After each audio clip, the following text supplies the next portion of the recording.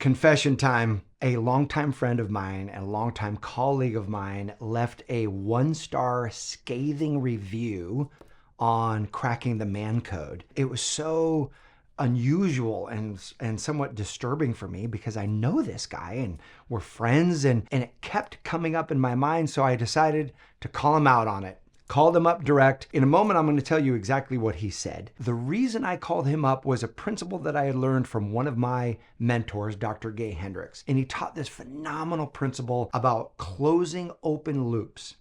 That anytime you and I have an open loop, meaning something that's unresolved in our minds, an unresolved outcome. For example, let's say you promise yourself you're going to do spring cleaning and get rid of all those clothes you don't wear anymore. If you haven't done it yet, every time you go into that closet to get dressed and you're pulling your clothes out, your brain sees what you haven't done, a commitment that you made that you haven't fulfilled yet. And consider the possibility that at that moment, energy is leaking from your body. It is actually a subconscious drain because it's an unkept agreement with yourself. Your own self-confidence in yourself goes down because you said you were going to do it, you knew you wanted to do it, you committed to do it, but you haven't done it yet. Or let's say that you know you need to have an uncomfortable conversation with somebody, like my buddy who wrote this 1-star review. But there's a part of you that rationalizes it. The part of you that's, well, it's not important. I don't need, everyone has their own opinion. They can write a 1-star review if they need, or he's just being him or she's just being her. Like, I'm just going to sweep it under the rug.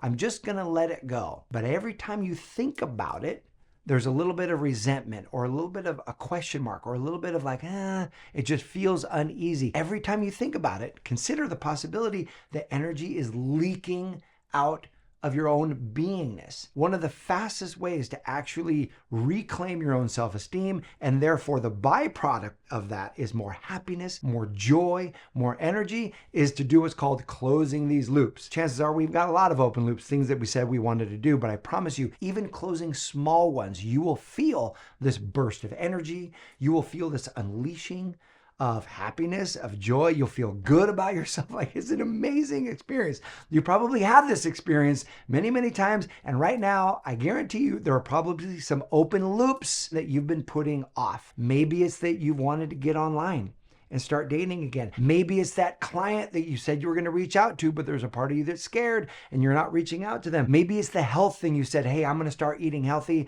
but you keep putting it off. Maybe it's a family member that's that uncomfortable conversation for you, that you know you need to have it, close that loop, and you're just not doing it yet. When you do it, it will be an unleashing of great energy. I wanted to get my energy right in terms of having a conversation with my buddy, Nick, because Nick B wrote this scathing review on Amazon for Cracking the Man Code. Now, the cool part about it is right in this book, at the end, is how to turn conflict into closeness. And there's a whole framework for how to have what we call sweaty 10-minute conversations, really uncomfortable conversations. And the first step in that is to set the intention.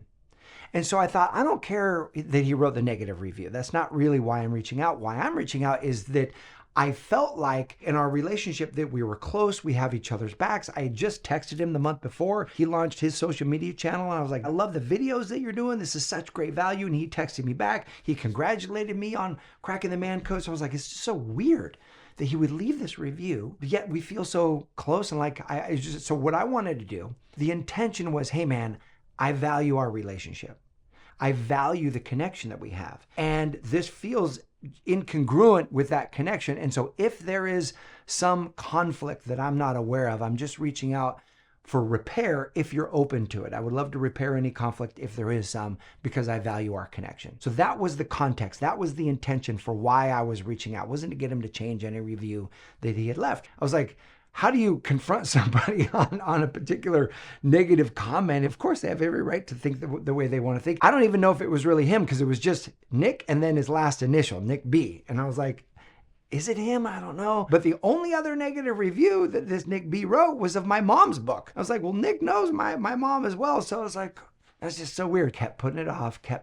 And every time I thought about this, I was like, yeah, I need to do that. But I had always, other more important things to do. But every time I put it off, energy drained, energy leaked. And I could feel it because I know this principle. And so I finally prioritized. I reached out to Nick and said, hey man, can we have a conversation? And he was like, sure, what's up? So we get on Zoom call. last Friday and I said, hey, this is a bit of an uncomfortable conversation to have, but I care about you. I care about our connection. I really value our connection. And if there is a conflict that I'm unaware of, this is really me reaching out to seek repair because something that I read online felt incongruent. And I don't even know if it was you, but because the thought that it might be you, I thought I need to bring it up and see what I can do to clear this up. And he was like, okay, what is it? And then I showed him the review. I said, well, so here's what was written, your name, your initial. And he laughed and laughed. He's like, dude, that is not me. I didn't write that. I don't know who wrote that. Somebody who has it out for you and your mom, clearly. And I'm fine. There can be haters online. When you're shining your light bright, you're going to cast a shadow. There's always going to be people who try to take you down. But it was wanting that close relationship with him. And he laughed. He goes, dude, thank you. He goes, first of all, if I have beef with you, I'll call you direct. I'll let you know direct. And I love that agreement. I was like, great. I love knowing that I'm going to know where I stand with you. And I appreciate you bringing this to me because no, I would never write that. I love your content. Content's great. And I'm just a champion for you. I want you to succeed. And so we had a great connection. We talked about our kids. We talked about our lives and what was going on because it had been a minute since I actually had not just texted, but talked to him. When I hung up from that Zoom call, I could feel the lightness. You know what I'm talking about? That lightness that you get when that's not hanging over your head anymore. You've cleared the energy. You've cleared the air. Even if he had said, no, I wrote this and here's why, this and this and that, I would have still felt the lightness because at least I've gone direct. At least I've closed the loop of addressing it with somebody that I care about and seeking to repair. Knowing that you and I can only do what's our side of the street to do. We can only control our own thoughts and our own actions and how we respond to the world. So if we are responding, not just waiting and passive and hopefully it takes care of itself. No. We're actively responding and seeking resolutions and closing the open loops that are open. What happens is a return of energy because it's no longer draining out from us. And so I felt lighter. I felt more energy. I had this natural burst of happiness. And it was just an awesome reminder and experience of the power of closing loops. And so my question for you is, what loops might you have that are open right now that you know you can close? And if you closed them, they would return energy to you. What are those loops? Go ahead and post that in the comment section below. And if you are so bold, go ahead and put a commitment. By when are you willing to close that loop in service of you?